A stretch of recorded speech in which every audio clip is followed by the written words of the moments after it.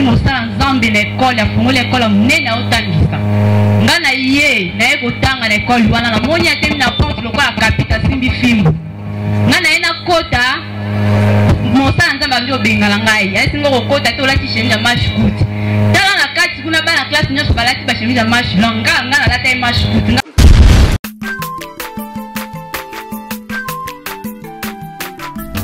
Aza mwana moto te po akosangai abongwani pete po awangana nzambe ya le Nazarien, le Nazarien, le Nazarien. David Nazamba ayebana kitoko koma mokondima atako babakolaki mafuta na mosakolima lelo ya yo bolingo ebateli le Nazarien lipamboli oyo emonana katempeni mama kantelobi kolapie mapapu masopi mafuta tokokisi ena elongo na nzambe oyo babenga na makomi Jésus.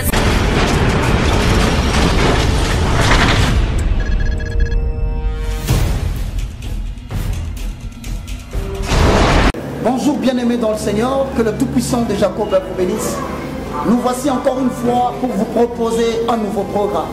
Et donc chaque dimanche, sur le Nazaréen, vous suivrez le moindre de tous, l'évangéliste Roger Bach. En accord avec 2 Timothée chapitre 4, le verset 1 à 2, je paraphrase. Je t'en conjure devant les hommes et devant Jésus-Christ qui doit juger les vivants et les morts. Et au nom de son avènement et de son royaume, prêche la parole. Nous vous apporterons, bien-aimés dans le Seigneur, le message qui est basé sur Jésus-Christ de Nazareth. Afin que soit accomplie la parole qui dit, montrez-nous seulement l'agneau, cela nous suffira.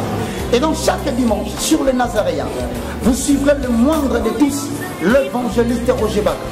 La prédication, afin que le peuple comprenne la profondeur, la hauteur, la largeur et la surface même de la profondeur de l'infinie grandeur de Dieu qui a été révélé dans notre Seigneur Jésus-Christ.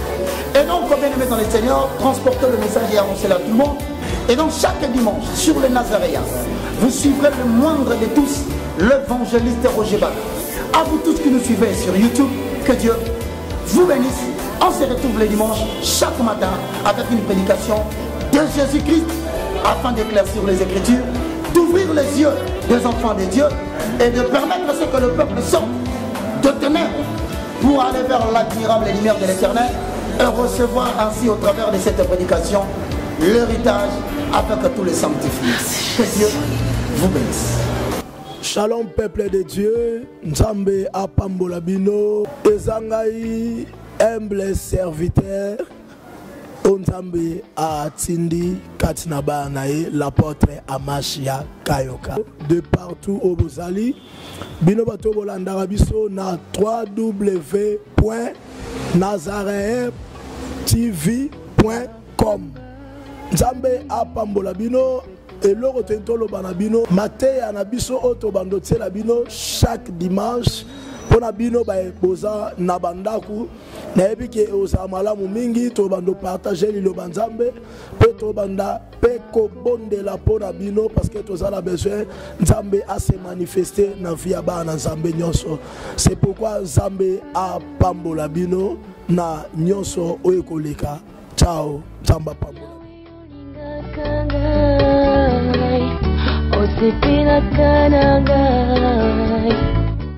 Shalom, shalom, peuple de Dieu, auditeur na biso bauditrice balandaka biso na Nazareth, bakomantere na bino bapenga nini tozwaki tolingi todenonse mingi me ekomi siko ntango oyo topesa bato évangile toteya bato na baprédication chaque samedi soir. Vraiment bokona kolanda mosala na bino oyo pasteur Richard, vraiment nakozala wana mpona koédifie bana nzambe na nzela baenseignement na nzela baprédication.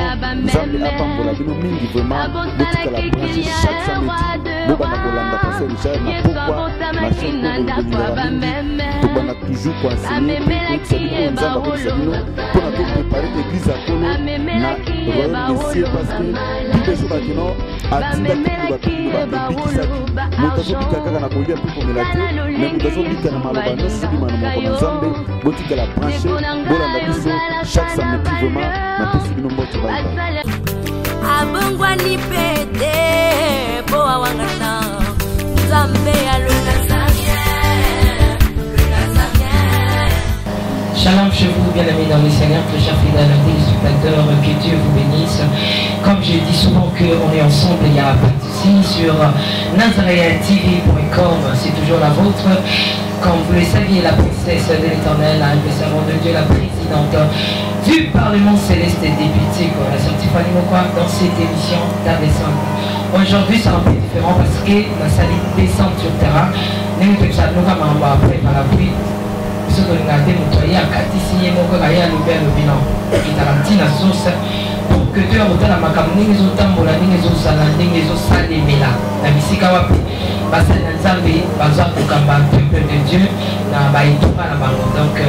depuis un petit voyage, je pense que Nakitina nous est un prophète Dada. Donc prophète Dada, vous voyez bien, vous tout ça, la pasteur la mission, il y a Nazaréen TV, donc il y a les Nazaréens à YouTube, par où il va la YouTube. Le site, tout ça, Nazaréen TV, la déclaration. Voilà pourquoi je vous en prie de s'abonner vraiment massivement. Nengeka bomesana musala donc tubanje pa prophète Dada na lotota ndenge ni tunga ezo tambola ndenge bana na nzambe bazo ko kumisa nkolo Yesu Kristo kati na itunga oyo prophète Dada azali ko kamba chose étonnante nengeka bozomo na ndenge pena omona tukuti bantu bafali fali na mabene na mpeso mapesi ba mission ou quoi etoye ba okapa mais sans plus tarder avant la prophète Dada pour découvrir l'autre zone à la régité. Nous avons Awa, pas prophète Dada donc avec beaucoup d'honneur, la humilité dans la moussa dans Zambé donc à Ibinga Kitoko dans le Bayamou, elle Kabol Malasi ma caméra de c'est quand le Bélétonga mon pimana, shalom shalom. Merci beaucoup d'aider de Badako le Bakaka de Pessiba dans Zambé pour ça mon mamoudé ici que Bazali. Le temps pour moi de regarder aussi l'homme de Dieu, le prophète Dada, où elle a tiré le Pépé, Ngamouindou, Yépépé. Nalubini shalom l'homme de Dieu. Oui, shalom l'homme de Dieu. Bonne santé. Nakolo ensemble shalom. Pas tout soit fait qui c'était moi nana, c'est qui. Ah, église ensemble. Écoute. Donc nous va jeune prophète, il dit nous mélanger.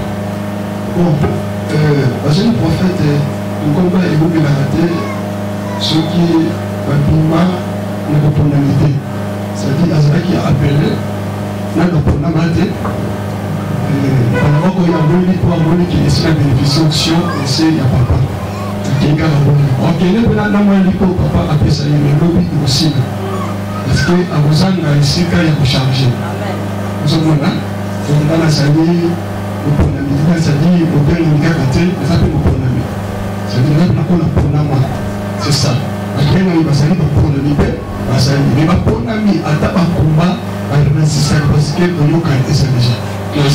Merci beaucoup prophète Dada, tous amis maintenant bâtir au poison. Pelagi, voilà que mettez 41, nous allons Katina et Tonga. Je pense que pendant l'ensemble, Zaïd et Awa, même surtout maintenant, on dit que le prophète Dada est au Yann dans un rayon, Katini, Matinante, au Kambapé, et Pélé, tout le monde qui a battu, va faire des barreaux quand on est sous Katina. Il y a beaucoup de ça là quand on dit. Pour ceux qui ont été ndenge des années là, mais tout le monde a pu y avoir dans la garde des corps, parce que dans la Simaï, les prophètes mais tu viens quand même ensemble, tu genre, ton dimanche, vous avez pas tout épilé pour maïs, pour faire des barreaux qui sont assis à la Zélande. Merci maman Tiffany, orgueil, ils ont été de mon côté. Fier, il veut le côté qui est nous avons ensemble, il y a solo. Non. Yesu ndio mko mwana zangu na mikifisa kinako kota mesika mwana zangu sécurité apota sécurité na tango na biso koye pour Yesu ali mwa apota mwana moto ko likembe obie akile mota mwana hôpital na 59 pour petit likolo mais apima na ndaka bibele ya ndaka ba mele ozomona ça dit na yaka simple ndeko wana pour kono kono ezali boko sana ngana koki ko tsalo lendo te ce que na tsalo lendo na kubundisa oyo Nzambe apeki kati na ngai bazali mpe bazalaki lokola nga me lolendo nde ebundisa bango grâce ebundisa bango ministère ozomona alobi komekitisa eleki nyonso parce que molimo aza metisaka oazala komekitisa parce que au moins à certains bateaux ont été mais fiers avant ça à ta église était mais ça non avant il y a lobby il y a mon nom de le coup na camarade na ye bon na nzoto na ça jeune mais na molimo et ça comment parce que na boti na cadre et pas na boti c'est ça. Merci beaucoup pour faire dada tous ceux qui ont mis tout dans la vision tout le monde a capable de dire parce que où est ça central je pense en dehors il y a l'église de César mais l'église de César mais là il y a ça oh yo qu'on a vision ça c'est comme ça la vision non qu'on a plus la vision il y a des pantalons à monter ni la bikanda. Ok merci beaucoup pour faire dada tout le monde a pas dans la famille et ça la caronie bon na pia kapenda accepter ko zasinga na lobi na kolba kezambe azawapi eza na pamba te olobi ke toza na chaîne à 4 jours et batu baye bafandi pour pendant 4 jours na se bazolia te bazosokola te eza na pamba te c'est que eza bate pouvoir mona kati na yo so pouvoir na ntango ozosalela yango bato bazoki yokampe bazotosa osakana mpe na vie gérer olukuzambe apesi siko gérer yango malamu te ndenge obi okoma koloba mai bato bayoka eza te parce que yo si olongwe liboso ya nzambe te oso obebisi ezalanga te na motema mpe wajanga na bambeso nzambe nayokananga bato batoli na bango mingi natuna nzambe nasi na toluka na to te yatosalanga bato ebanga mingi nzambe esalanga esengo bango na nzambe parce que basala mingi te kotala makambo nzambe azosala vraiment na kati na nga ebele bazokebaka sona bangonganga na babangi bato esali papa na bango bato esali mama na bango to bandeko na ye minga bango eti baza vivant foti bazobika nde ngolu na nzambe oyo akutaka mpe bandeko na nga baza vivant bazobika kutu grâce na ngolu nzambe apesi na nga parce que prophète asolo fona no lipoto aye moko ezala témoignage avant libota lisusu ezope témoignage c'est ça eza koédifier peuple de Dieu bazali. Merci beaucoup. Ndenge bana na nzambe bafandisa milobi 4 jours de prière nde makambo mpe tozoloba kaka baprière bamultiplication baprière pour faire dada eleki mingi et surtout mpe pour faire dada na nzambe information na yo bana nzambe baopema te yo moko bengaki nga bazelaki na 5 jours oyo ezalaki ya baprofete na baprofete oyo tozalaki na biloko moko ekoleleki ya 5 jours de prière et pas beaucoup de kiko. Dans la makambo ya mwe kinaza na yebi. Donc tozalaki na baba buki kiko. Wana tozo ngomba. Kwa hiyo sio pesa, wana tupeka ngomba. Jana nini semaine, après semaine tu vas travailler sur le ça qui semaine ya buki kiko. Et pas na ipomba. Est-ce que Yesu Masihi abanope bisa ba ekolite? Ata Yesu Masihi abango mingi bapena te bazala distrait parce que mokilo tozali eza ntango moko mabe moma ya yo nanga eza moma moko mabe eza ntan moko boya kozala pena distrait te napebisanaka nanga bango motango oso ekolaka mbeke tokota makonde tokoti na organise programme moko boye po bana na ye wana nakobongisaka nasalaka mpena milulu pamba te ata naza na baeskima nasalaka milulu pamba te ezaka soki nkolo alobi oti awa baninga basalisali bakampagne ya baeglise ebele nga natikali kosala mpenda te me nasuka nde kolaka mbinga nakotisa bango na bondeli na 4 semaine après tokelosisa yango na ngomba ya mangenge wana motano eleki bamotano nyonso na molai tokei kuna ekambo esalami nakokuta baprofete mosusu kuna kona olobela bango oyo nga nazali baye nasambeli bango bakwai milimo ebimi sadi kota bakosa na profete te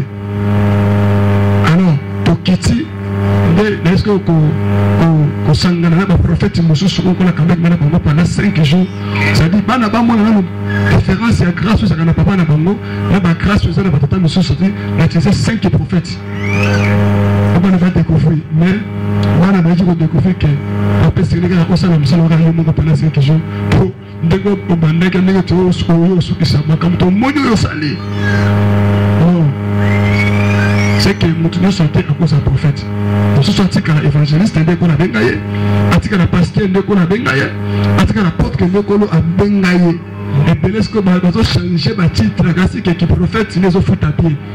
Or que qui prophète foot à bien grâce nous ce qu'on a kana mosali na yé so kaka benga pomio so utiliser nzambe na kubanga grâce wana ba témoigner pour nango. En fait tata to ça na problème ko bana na nzambe lelo ndenge bazabo bana ba prière ba fandi na mabele. Et belé bazo ya pour na miracle je pense bien. Belé bazo la na miracle est-ce que on a l'anjo peut tantôt le piqué mona qui pensa boké c'est les années je vais créer la différence entre ce qui me sert et ce qui ne me sert pas.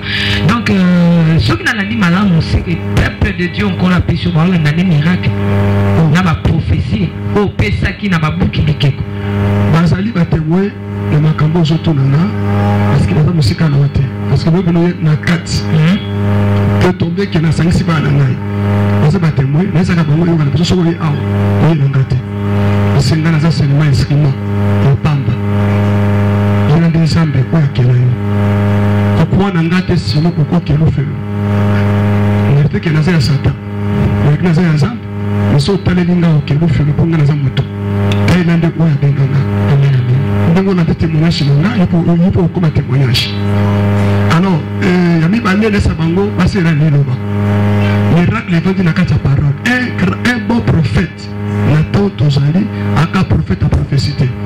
Mais il y a l'autre comment au bandiga prière boye. On dit me bandi oui. Parce que prophète a passé passé biblique à Keya. Directement à bandi mama telema. Ça pas ebisinga au pied mama telema. Maman on a kuna ayaki boete. Ayaki makona kofimba. Ngana sambele lié. Ce que passage yo pesi. Au limbo na ngo biso tango nini. Orike makomi lobi loko ne loko ezalaka na tango yango au moment na yango tout na temps ya intercession tout na temps ya prophétie tout na temps ya prédication tout na temps prophétie prophète anga azala na tango na yango pe nga na c'est les sous publics té pour di kambo ya ndeko et plus de côté loko la prophétie ezali o nazo yamba kaka soki na mwini kambo za pene senga na yebisa mutu ndenge to saboye to na posa na pembe to na bengi na suka aya poto sona nayi c'est ça mais on ndango ya na tembe kaza mutu asika wana nde ayamba ngo direct makata bato. Merci beaucoup likamna likambo eza na tango na yango neti awa to yako kutabana na nzambe bazo sambela bakompe na suka lo sambo na bango biso pe to yoko sala musala na biso toujours na kembo ya tata donc tango sengisa la boye faut bana nzambe bazwa résultat. Amen.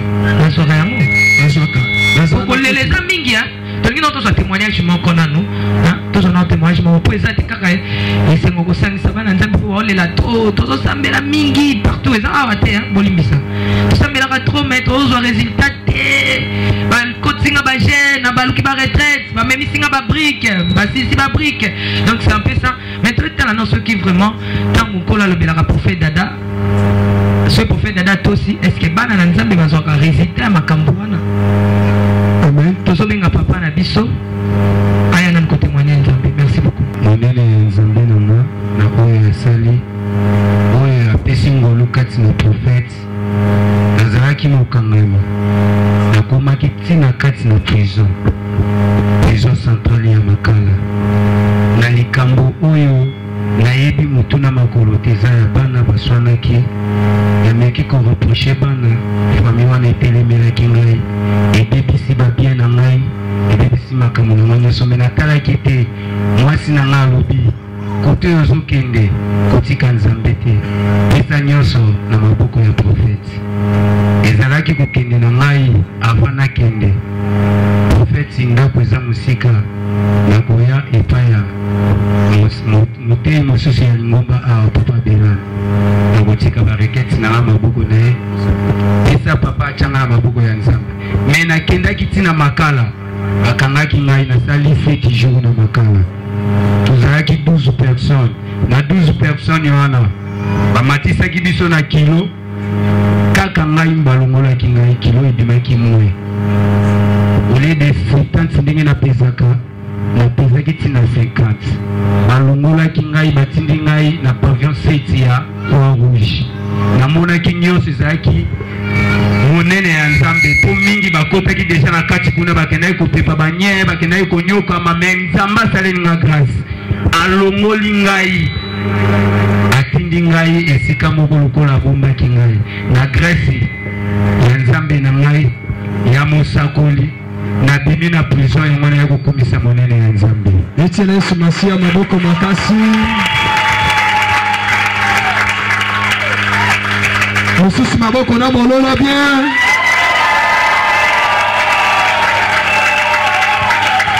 Moba Yesu azali awe. Jésus-Christ est sauveur. Jésus-Christ est sauveur. Jésus-Christ est sauveur. Jésus-Christ est sauveur. Amen. Maintenant qui nzamba dada naninga bazala bubwa kipenzamba dada sana moto nzamba dada sana moto nzamba dada sana moto ana zoka Jésus-Christ est Seigneur, Jésus-Christ est Seigneur. Mais nzamba dada sana moto te. Oui, moi Tiffany, naninga na penda ba le bateke dada sali. Si on parle de trois fois, Jésus-Christ est sauveur, à tout le monde est banda ba yebi ceux qui n'assemblent le moto. Ceux qui n'ont pas simba motema parce que motema c'est comme moi prévient me défendre pour que me défendre. Mais simba motema dit trois fois Jésus-Christ est sauveur. Ce qui ngate mutu na ko sa les ensemble. De quoi témoigner innocent moui. Quand on de quoi yeba innocent na moui yeba yimokili baluba. Ça dit innocent. Akuti bana moga bopotani. Amiga simba oh wana kune avancer. Simba kutu pete kaka simba mais akimi na ebe.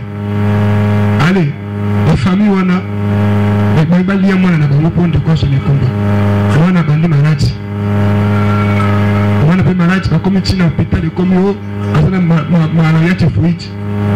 O traité na mbongo na faire. Utasimba tamba tati. Elungo na libumu ekomi ko vimba mwana wana o nakati azana kisi na parasite etoboki. Mwana mba na kisi etoboki. On va payer combien? 1,8 million.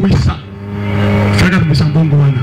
Entre temps frère bakangiye combien parquet makala. Moi sinaye azamwano wa Yesika. Na kanala frère na ngama kwa Paul. On doit terminer na et combat 20 ans de la commune bana mapasa mibale. Kama mi inane. Inde frère ayebisi moi si ya papa a témoigner OK. Il y a quand Zambo a fait un mapasa dans le moyen combat. On sait l'ombaï na yo, on s'attend semaine na kata prison ti akobima. Des mois na moi c'est pas yaki, singa papa na ebi Zambe na yo. Ya bi savatika Jésus-Christ asala. On a tellement kondi na yo. Ndeto bondeli, okimungala a témoigner. Zamba ko kisana mpoa na ye po batie ko tabaniete. Il était à bibi na prison. Parce que soka asana ko tabania, ngoma ni matama ni mwana te. Fait vimba. Mais ça m'a sali grâce à venir en prison. Je crois que tu as témoigné dans un souci matin. Merci beaucoup pour faire Dada. La tête les a aidés. Il y a mis les bala. Et tu continuer. Amen. Nalina tu n'en as non pour faire Dada. Et tant que Moussakoli, waka Moussakoli ya église na yote, nous avons Moussakoli on colle à Pissipona. Et colo, nalina tu n'as rien pour faire Dada. Actuellement, tu as tant autosali. Souci ya libota ya bana na nzambe zani. Souci ya nkolo ezando. Il y a des questions, actuellement bino ba consulter nzambe, boyo nzamba lobela bino boyo kaka bomona ka bolobaka. Kolo azobanza nini pona peuple na ye na tango tozali. Pe libota nzambe za na souci ya nini. Merci maman, doit pas d'abord merci Allah. On a battu. Battu mingi nous basaka na souci. Ça passe le bongo. Ça va pas mon bongo. On fait ça bongo on bazala mo posa. On va taper les comme on a besoin ezokenda. Mais ya mote ezalaka souci na ensemble de bosso. Souci ensemble de bosso ezalaka ekela monaye et reconnaître qu'il est comme Dieu comme créateur. Et comme la Nicolo a zoné la mingi na mokede po comme il attend fait tant Satan a visité ma boîte mingi. Et Satan a dit que le prophète a image en zèle, a bateau au la tire rappelé côté. Et Satan a dit qu'à un canal de Wanape a mis si au pays le prophète pour batailler sa bateau que bongo bozo luka et ça est pas la biso aro.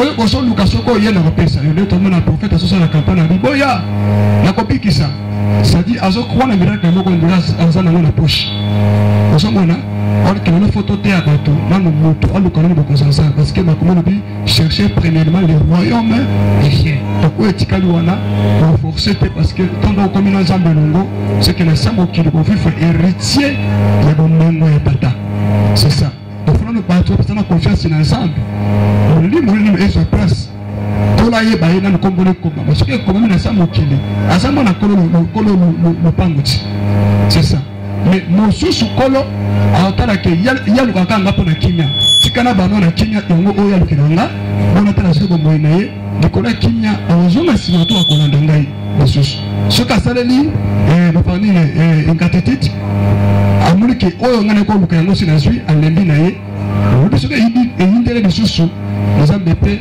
atalisi eke ye aza mayele koleka ye. Donc soki na comprendre malamu mon peuple de Dieu actuellement baza na posa lobiko ya nzoto to ya molimo mingi oyo baza mpe na senye te bazobanza mingi lobiko ya nzoto yango nde tozomona olike ya nzoto ekosuka na moko lingi atasaka bango d'abord babika na lobiko ya molimo po etikali ekoya nsima prophète ada ndenge lobi otalisaka bana okola pesi yo baziluka nao ya molimo yango nasaka bango mingi batayela ngai te batayela nzambe soki totali malamu professeur oyo azotangisa bana ayebaka deja oyo okozwa te oyo lingo loba teke ndenge alobi akozwa te mpo ekomi na mpe na katikati na to mpe na fin de l'année mwana forcé à travers bien azwi na ye ofet ada liboto monene nkolo apesi yo ete okamba bango kolandisama na vision oyo apesi yo omonaka mpenza ya solo okobika eza question oyo na opesa yo prophète ada kobosa nango ata mokolo moko te eske liboto nkolo apesi yo bozala na bango un jour pembeni ya tata kaka ndenge bofandi boye na esengo mama Tiffany eyebisaka yo ke nasala mosala mpo bato basepela nanga te nasalaka nde mosala mpo nzambe asepela nanga mpo nasalaka mpo nzambe asepela nanga seke mwana nyonso akozala litoi peut-être ependaki ngai nazoforce ayoka ndima simba seke tokozala pene ya tata oyo akozala litoi te parce que dans kati na biso awa alandi nga lokola peuple oyo elandaka yesu kaka mpo azwa lipa na mbisi me ntango nyonso te lipa na mbisi ezalaki ntango mosusu lipa na mbisi esilaki mpe ebele bazongaki me bao bayaki mpo na liloba bomoi batikalaki pene ya jésus krist seke nga naosala na nga mosala pokolo asepela na nga nazoforce omwana okoyoka ndenge nazoforce na makasi ya bomoto te ya molimo maintenant makasi mpe ya mosusu ezokontinue parce que molimo atambolaka mpe na nzoto ezoforce meme naza maladi ezoforce tuna bango ata na teli te ya nini suka nango na suka kaka kobanga nzambe eza ebanda na mayele kotakisi lokola tofina te ebanga nzambe pokolo apambola ata nake wapi sukasuka nasukinaka wana tokoteya lipamboli mesoka yango fokaka kitela wana mais obanzaka un jour bozala bao kaka boyi babiki babanzaka un jour babika bango nyonso parce que kati na biso ezaki tokobika biso nyonso. Bon, tous en ont gentil, hein, tous en ont gentil parce que déjà air à prière et sili, tous en ont air émission. Bandini est gentil. Nana Monica obika tas ape patasi kazali. Ogobika na ote. Yo mo comprendre que ba belé. Ah, pour faire dada misu na moko. Tous à la gentil. Maman Tiffany. Bah c'est gentil. En tout cas, je vous félicite hein. Na félicite bino. Ba Monica ba obika ta ba pépi. Ba pépi. Maman Tiffany. Hein? Maman Tiffany. Que prophète Dada. Écoute-moi d'abord. Ponga yangoyo. Na lobi to sala gentil. Hein prophète. Prophète Dada. Na lobi bol. Na senga ki to sala gentil. Tu sais qui vient? Pardon, Joana Mukimia. Na senga ki to sala gentil prophète Dada. Bon, na ko répondre boye. Na tuni oya Monica Mobika te. Na pepa. Yo na journaliste. Ba pepi pe. Moi belem soupe ba pepa ki te basali awa. Écoute-moi d'abord. C'était juste l'ambiance. Il y a table yo za journaliste. Ok. Yo za journaliste. Yo tangeli musalo. obi police oyo ozuli bango ozokende lokola nana aza sirke okota na bokonzi ya nzambe bayanga na suka nango otie te oza mayele makasi oza journaliste osali lokola moto osali bakende na okota na bokonzi ya nzambe apre suka nango otie te ndengani soki yanga bana bakota na bokonzi ya nzambe yanga bana bakota na bokonzi ya nzambe yanga bana bakobénéficie lola yesu azozela bango yesu azozela bango esa bongiseli mpe bango place. Bon, merci pour que nous puissions la biso et sika. Mais prophète Dada na banda qui nan base à la gentille, balaxinga gentillesse na baron. Mais les kamouté le roi prophète Dada a déclaré, est-ce que prophète Dada parmi balo sambo na yo ta monde de la kapona itonga? Est-ce que on doit tomber à korebisa nzambe akanisa bana na yo na mkolo suka? Etamboleli na bango parce que yango ne to fanja to fandeli miracle te to fandeli to bota te nzamba utuna biso te utuna te prophète Dada bana l'église nous mabala qui combien babote qui combien utuna yo mosala na pesa ki ndenge suku salobi tata na batu nyonso pesinga na bungisi ata moko te prophète Dada est-ce que bungisi déjà moko le na lo bungisa prophète Dada na lo mona mwasi batwa yo kata pasteur msuka bungisi bampate na kati na église pata yake osambela makomi oliai ndenge olobaka yo moko donc bale bampata nkolo akonsome bango alekisi bango na etumbelo mbeka est ce que osambelaka nzambe bampate wana oyebisaka nzambe ke kanisa mosala opesinga mpe kanisa bano nyonso bandominga na mboka na ngai prophète bandinoke na quartier na ye te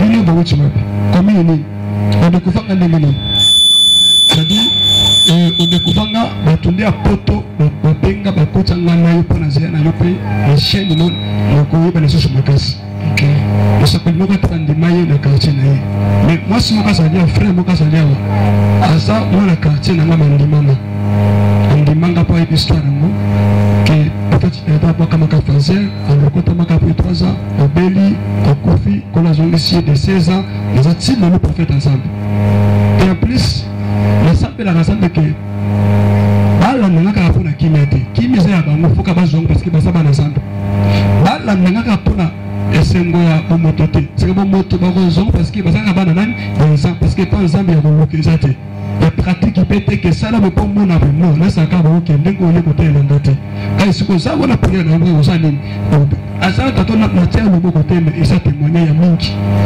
pe nasambelaka nzambe ke jour akanisa bango na bokoshi na ye pe kaka bango te mais ngomba nazokamba to vision kola pesi ngai asimba ngo na bokoshi na ye nalobaka bakufa na préparation bandoki te parce que préparation molili so bakufi nango seke bakokota ta bokosa nzambe te parce que molili tie longa yo c'est que profiter na faiblesse na moko boye c'est là que faut ba faiblesse na bango ekufa kufa international mais bango na losambo basungami parce que bataki bango tete basambela tete ya tamongo na lobi yebisa moninga no faiblesse na yo ezalaka nini moninga no pa yebisa yo pe faiblesse na ye pe ezalaka nini c'est que ça la force moko derrière yango yo te livrer ye pas te livrer yo pengana esprit wana ye pesa nini a bengana alors tout le fait kanisa bango amona bokoshile parce que na mokili visa mukose le colonne de visa mona iseko.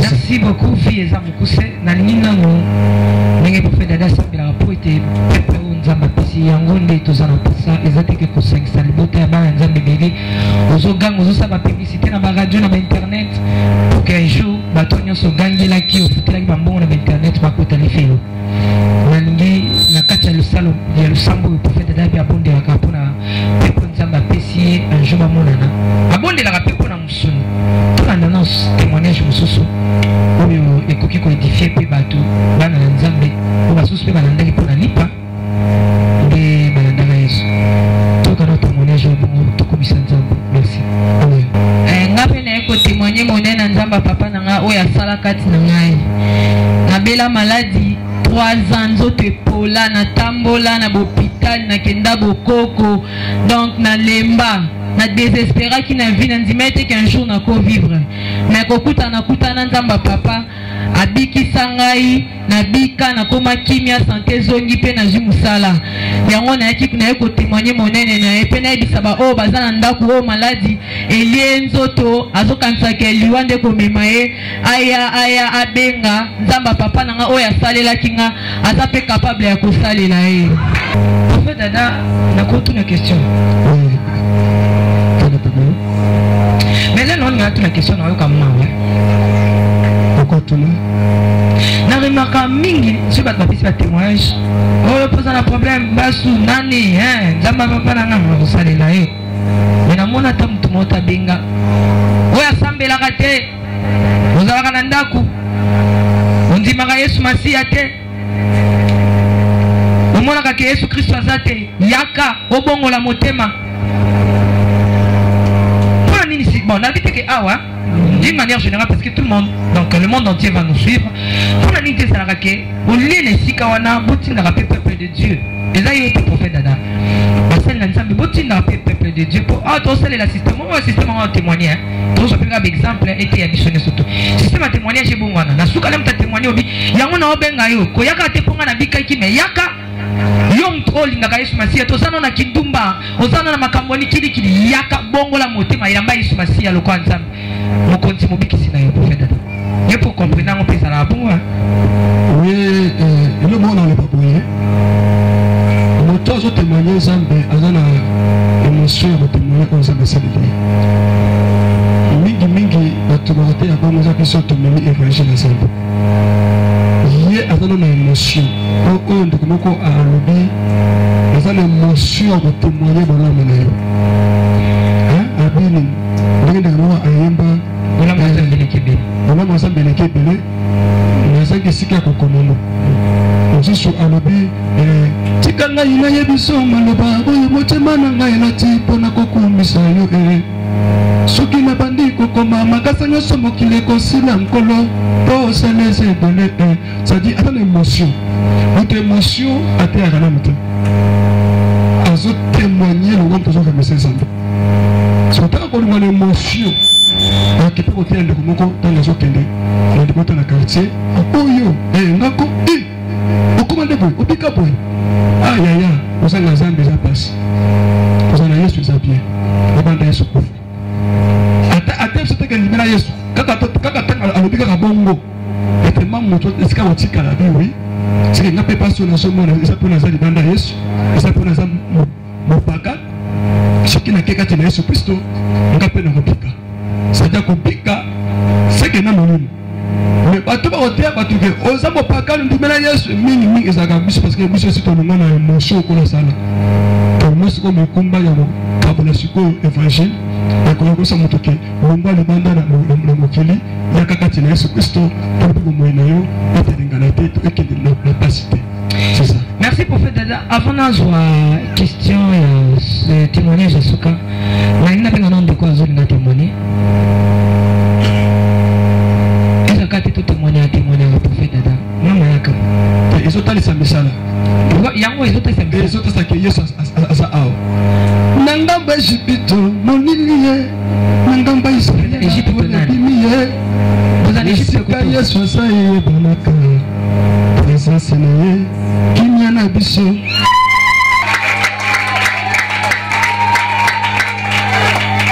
mama yango témoigner Yesu Masiya naka na deux questions na mino tolo nakoki tolo importance ezaka par rapport à elkamna ile importance ya kotémoigner parce que ndakanyo na makasi azate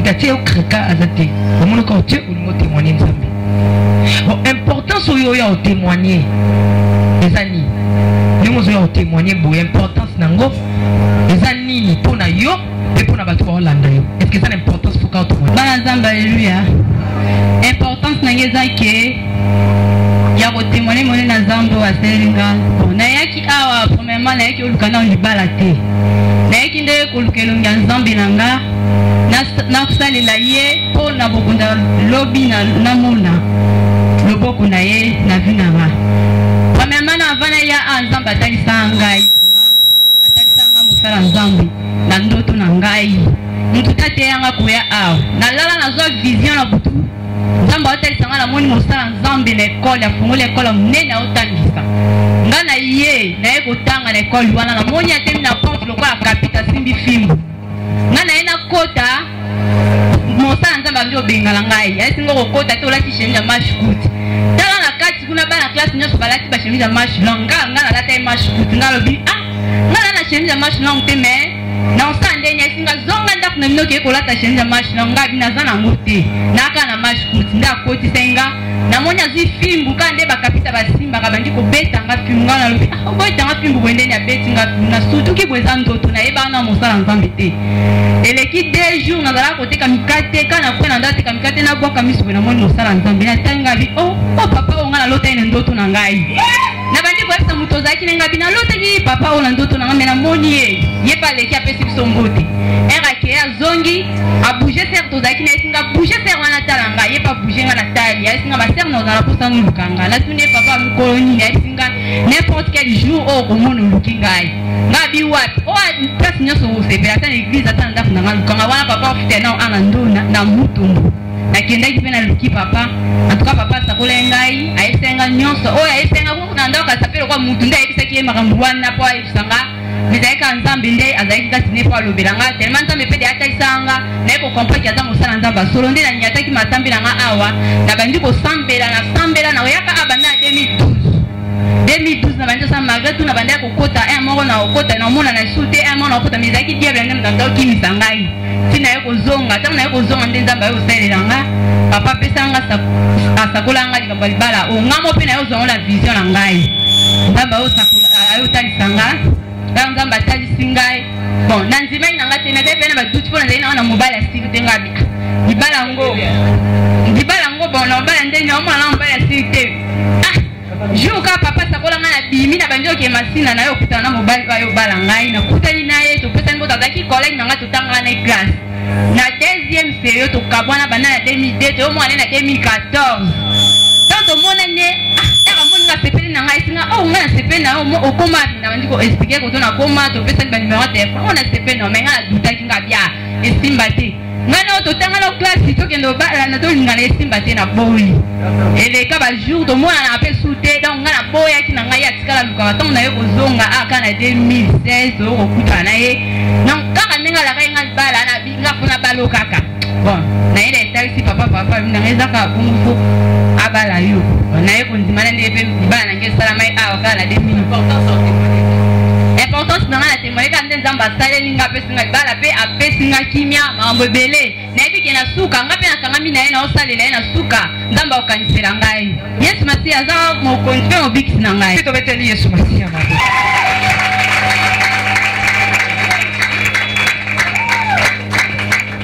Amen. Beta malona bien pour le Jésus.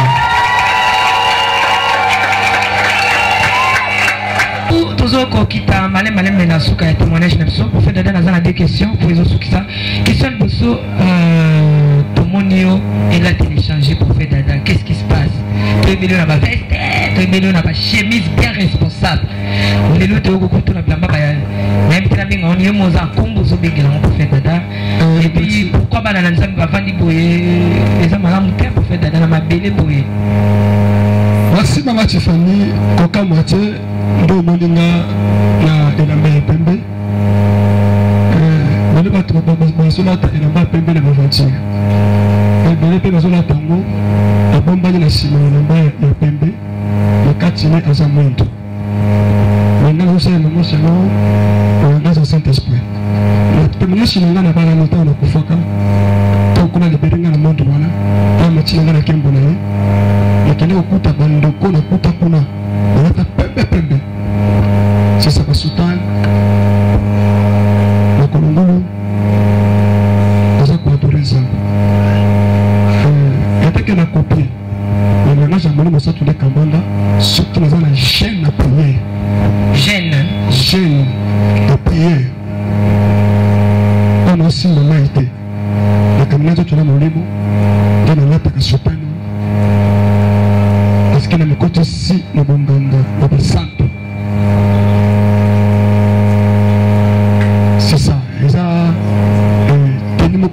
spirituel on a zindaka nango mingi kati bakondeli mais yango kaka tende ke ekotalisa ngake naza exemple oyo zotosaki naza exemple misala po alobeli makomi kote kofi bango na misala na bango komona bato bafandi na se boye eso ya oyebi ke tofandaka na bakiti première fois na pomona première fois po oyo kotombe la prière en besoin de jeûne parce que peut-être un jeûne moto akofanda kiti te peut-être un jeûne moto akofanda akokola na mbetu te peut-être un jeûne moto fasala na se atende tokola ye na se alembi ya kofukama alembi ya kotelema alali na mabele ndenge ana bazali kolela ntango nyonso na formation lokola formation spirituelle moko boye c'est-à-dire ezo compter la production ezo compter le sacrifice ezo compter epai na ça il faut mutu sambela na kiti afanda sasi lokolo atie boye zambe ye moko yebia naza ekelamu na yo taka nde na koti je na boyi kolia kwa est-ce que ndenge nakola akoyoka ye totiki na nzambe avanda toatelema biso tokita na se ozomona soki bapapa bavandi na ngambo na bango boye eza po topesi bango mama koza na lipoto ya koremplace bango bayaki na mapoto ya kotanda te obie bitoko mama totie bango kiti bavanda me na ta priere batelema mpe bazokitaka na se c'est ça. Merci beaucoup prophète Dada na bande to succès émission na biso ya mkola lelo ndeka bino pe succès retraite lelo et to succès lelo la aussi jeune na bino wana osala lelo eza na ngo mkola culture to zana tongo kutu d'ailleurs donc j'étais en train de dire que nous sommes arrivés à la fin de cette émission donc ndenge kaka libota bana nzambe si jeune prions bazaki na ngo ya kufanda na mabele ofanda mabele biso pe toye surprise ya mokota tokotima bafanda mabele pour que tozwa posala na nzambe pe totala lolenge nini nkola azotambwisa pepe na ye na vision oyo apesi mosala na ye prophète Dada donc c'est un peu ça tosala yango na basala ya nzambe ebele tokomi na suka topambolami mais avant tosukisa prophète Dada nalingi na kati ya motema na yo na mobimba na yo comme la Bible dit sans moi de toute ton âme, toute ta force, toutes tes pensées okotana na kati na yo ete otala peuple de Dieu nzambe apesi yo mpe oyo apesi yo na libanda ya mboka soki olingi koyebisa bango na ntina ya kobongisa mitema na bango mpona nkolo yesu masiya liloba moko dans 30 secondes ekozala puissant oyo nano olobela peuple oyo te mais lelo babosana lilobo ata bisika bakotambola ata oza na kusu ntango oza na kusu obandi nzambe ayebisa nga na nzela ya papa na ngai na nzela mosali na ye lelo babo ata olingi okende olongola zemi okanisi lilobo papa ayebisaki nga na nkolo ayebisaki nga na nzela mosali na ye lilobani kokozala ni prophète Dada dans 30 secondes liloba moko na koloba bible elobi na apocalypse 14:13 esengola moto oyo akufi na jésus christ misala malamu na ye ekolanda ye nde naina rapele mwana ndambo bazoyoka ngai tanto liloba lelo nde ekosimba na motema sacrifice nyonso oyo azosala ya bachaine alinga tasala ngo na pamba alinga aishu nzambe adommage ye akanisa ye parce que ebele mpe akolela kotia ntongo na se lobi alobi ke aza mwana nzambe me mokolo wana kolo alobi nayebi ye te oyo nakutaki eglise nazonaka seke ntango azogene boye azokanga banzala boye aza komikanga na banzala asala ngo na pamba te atia pene kobanga nzambe atia sérieux lobi abénéficie kokoza nzambe apart awa na se atesi bana babazali banda mboka bino lobi kobanga nzambe eza ebandela mayele libanda ya mboka na biso kongo nde ekongole mi basala mpe bizoba mingi kuna babana mingi eza na mbutu publicité eza makasi ebele baosala makambo mpo amonaki na video amonaki na télévision mpo amonaki na internet alors tobanga mpenza nzambe na mabala na biso tocrée baproduction oyo eza ya bana nzambe e tobatela bana na biso mpe bilenge babebisa te e ata lesika azali maleki lolenge ya bareunion to ya bamoziki to ya barikelembo bango bazokota-kota bamama bazokota na bango kona bafame stage oyoki bafame bazoba baza ya mayele te alors baza lokola basi oyo te bazalaki kotia réserve ya mafuta ntango mobala libala ayaki bamite na bango si ekufaki bazala basi oyo bazoka liloba pe bazo réserve yango réserve eza misala malamu réserve eza misala malamu ntango mafuta na bino ekosila misala malamu ekoremplace lokola mafuta po lobi ntango bana zoya soki baninga mingi kokufa yo ozwi ya réserve otie yamoni misala malamu okoti na bokonzi ensemble elingi na rappele moto nyonso azolandanda biso topelaka nzambe pe tozobongisana nzambe kaka ndenge nasilasa bandeko ke fils si de prophète nyonso to fille de prophète nyonso oyo aza na kati ya liloba atanga na 2 Rois chapitre 6 azwi verset 1er même tina 10 à 15 akoyoka ndenge bafille de prophète bafils de prophète baorganisaki mpona kobongisa misala ya nzambe kobongisa ndako ya nzambe alors toza mpe na kati ya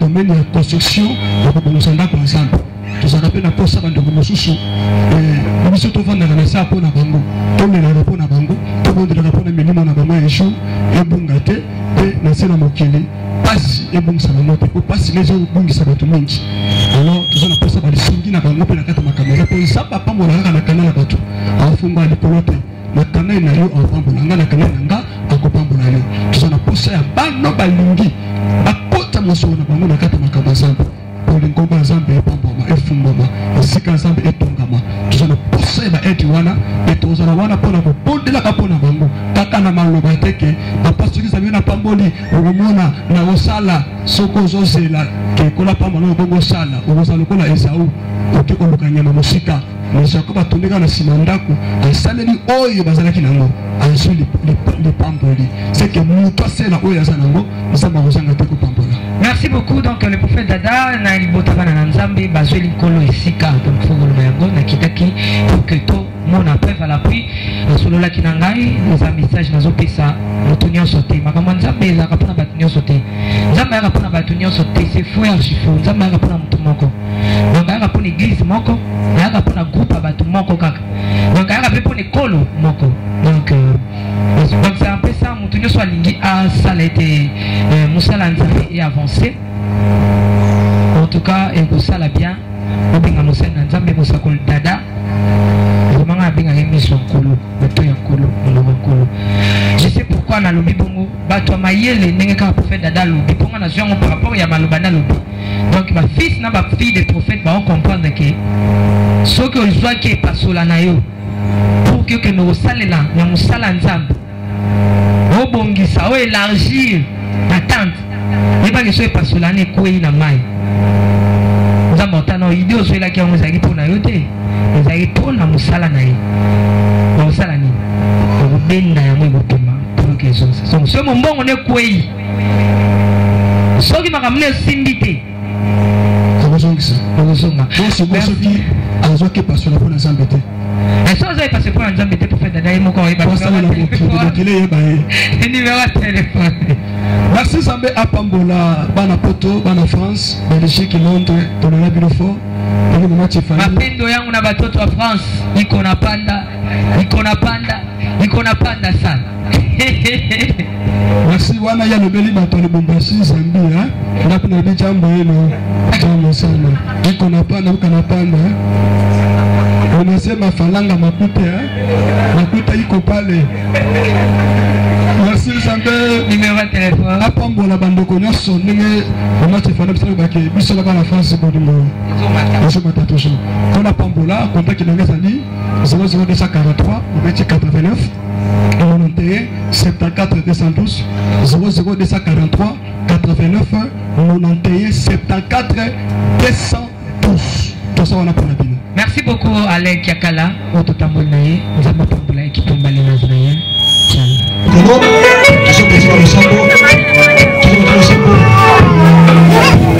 Sambe nanga Salina,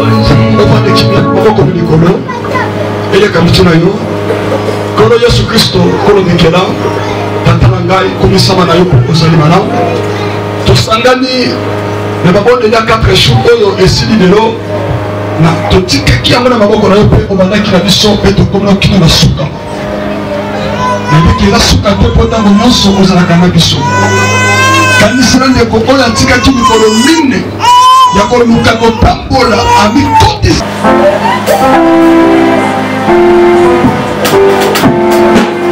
nzembo nazoyeba titre nango eza l'échec na bana fin. Je pense que tozokoma na fin de l'année moto tazobeta kalki eske esimbi to esimbi te eske makambo nakanaki na réveillon eske makambo nayebisaki nzambe le 1er janvier ekokisami to ekokisami te ozoma moto mosusu azosala kalki wana fukama to mama azoyeba esimbi to esimbi te quelque chose la fin de l'année mosusu nalingina biso kose poser la question mingi te nzambe wana yebi yo amen amen merci Jésus mama azoyeba nozomondela mpona pesina message wana Yesu akamosi pinzoli na bina Yesu akamosi pinzoli na bina ngai elongoli apota na motema elongi amawa ebongwana nesengo ngana kakama esina koma seti mpona Yesu